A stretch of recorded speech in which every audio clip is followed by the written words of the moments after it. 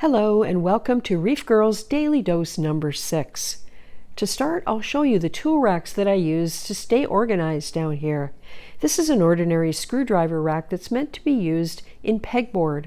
My husband cut off the hooks and fastened it to this plywood just using some metal straps. And up here I have a magnetic bar that's sold in, I guess, auto supply stores or other places where you'd buy tools. It works great for anything that's metal and keeps my tweezers handy all the time. Today was another day of assorted tasks around the reef, starting this morning. Yeah, super blue. All right, I'm going to remove some coral from here. That purple dragon, as was, is now done. This one was green and pink, and it is just, the tissue's just flapping. This one is also losing tissue like crazy, so I don't know what is going on. I'm taking them out in case whatever this is catching. I'm also going to remove these 3 dead skeletons. I think I kind of hope this one might come back, but yeah, there's no way. Too bad. I'm kind of bummed about it, but happens. Glass in this tank is in desperate need of cleaning. Got my razor blade here. I'm just going to try and do the worst of it. Down behind these frags. I'm doing this mainly so I can see the corals. There we go. There. That'll do. I'm going to test the water in this tank today and just see how everything looks. So I will get a sample about once a week, maybe twice. I feed this stuff Benepet's Reef. I really like it. Corals respond to it. And this is what it looks like. So I grabbed about 150 milliliters from the big system, and I don't really measure it.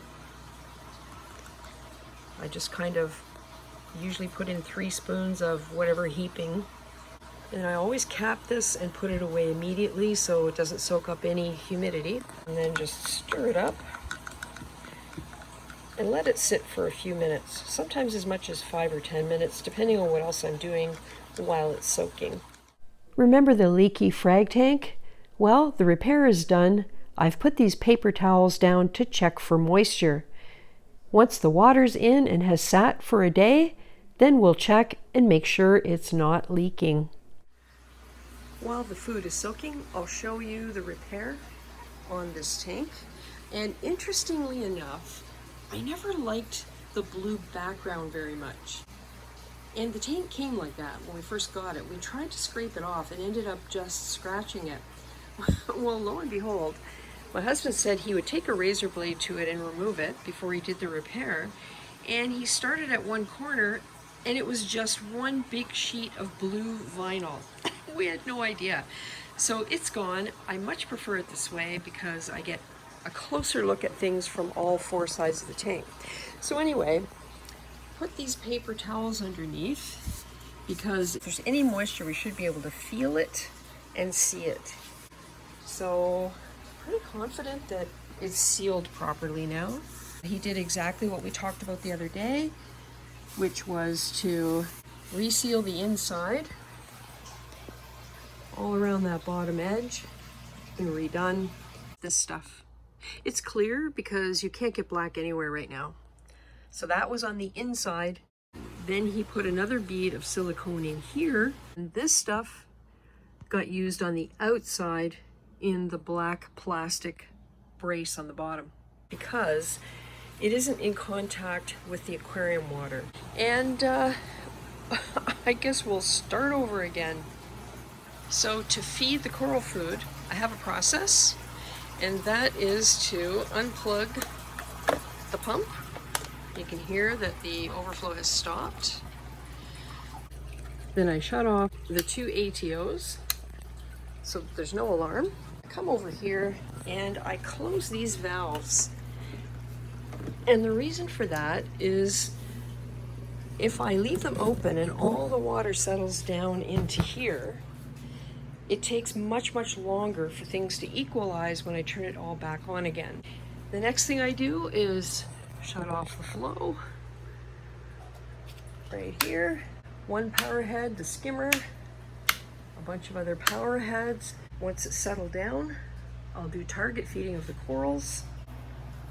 Then I'll turn the internal flow back on so that everything can move around. And then after about 20 minutes or so, I'll resume the flow in the whole system. We turn off the heater, the pump, and the UV, and also the skimmer. If I don't turn off the skimmer, it ends up overflowing at the top. You can see I've forgotten once or twice it comes right through those holes.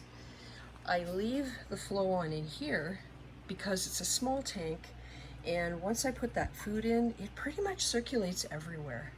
So I don't feel the same need to target feed this tank as I would the other tanks. And so here's the food here. I just stirred it up a little, and I'll just pour it directly into the power head. There we go. So you can see it going all through the tank, and I'll just leave that running. The fish will eat some of the bigger pieces. For these tanks though, I'm gonna target feed. Set my cup on top of the skimmer, got my baster, and I'll target feed the corals. My goal is to get the LPS. They're the ones that benefit most from this type of target feeding. When I turn the power heads back on inside each of these tanks, the water will swirl around and spread the small particles of food all throughout all of the other corals, so everybody will get some. You've probably noticed I popped a filter on the phone just so that I could show you the details of what's going on in here, because the blue was pretty overpowering. I generally make 2 circuits so that the first time around will encourage the coral to put out its feeding tentacles or feeding response. Then the second time I get there, hopefully its mouth will be open and it'll be able to take in more food. Okay, so that's the target feeding. Now I'll turn the flow back on just inside the tank. This tank is already taking up the nutrients. That guy's looking a lot better than it did. These 2, Mosalea latistillata, the Olophilia crispa in the corner there, all fluffed up. So nice and cloudy in there. Now the water's moving around. I take what's left of the feeding solution, add a bit of water, swirl it around, and distribute it between the 2 tanks. That's it for today. Thanks so much for watching, and if you like this video, why not give it a thumbs up and subscribe if you want. See you tomorrow.